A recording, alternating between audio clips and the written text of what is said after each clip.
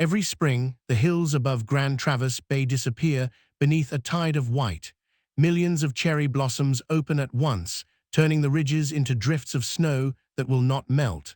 For a few short weeks, northern Michigan holds its breath.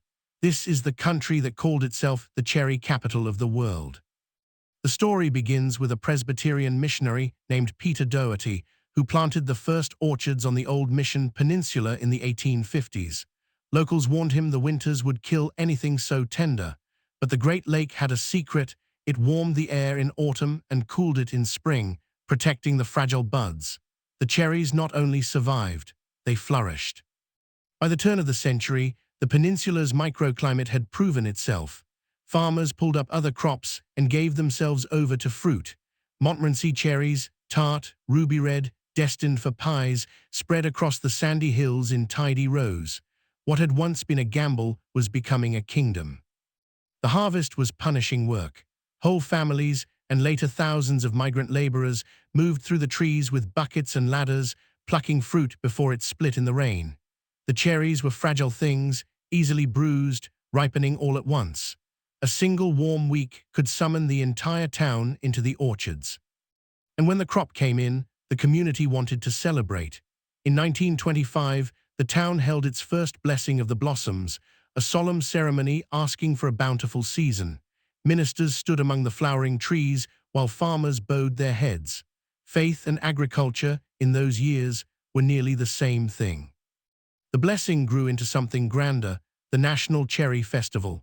Beginning in the late 1920s, Traverse City threw open its streets each summer for parades, pie-eating contests, and marching bands.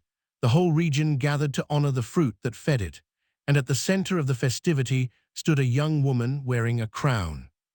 She was the Cherry Queen, later the National Cherry Queen, chosen each year to embody the season's promise.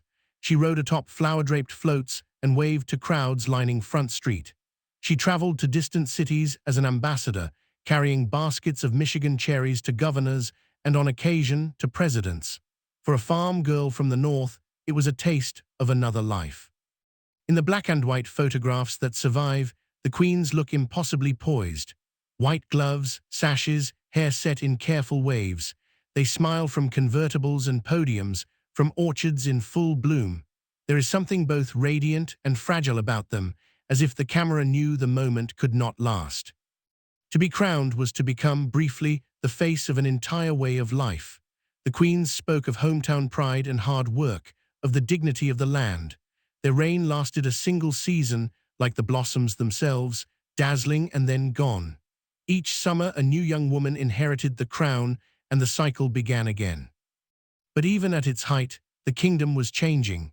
Mechanical shakers arrived in the orchards, gripping the trunks and raining fruit into canvas catchers in seconds. The armies of hand-pickers dwindled. What had been a communal ritual became, more and more, a matter of hydraulics and horsepower. The market shifted too.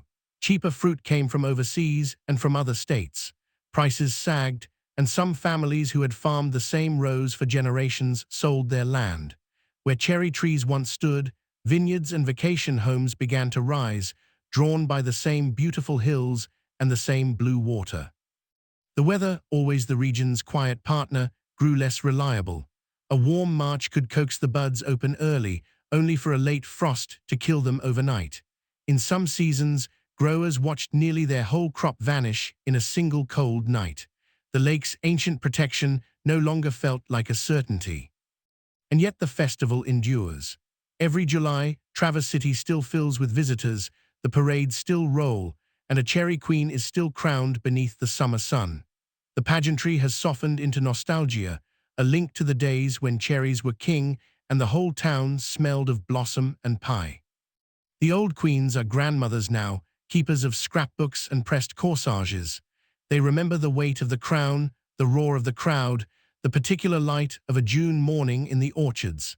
They speak of it gently, the way people speak of a country that no longer exists quite as it did.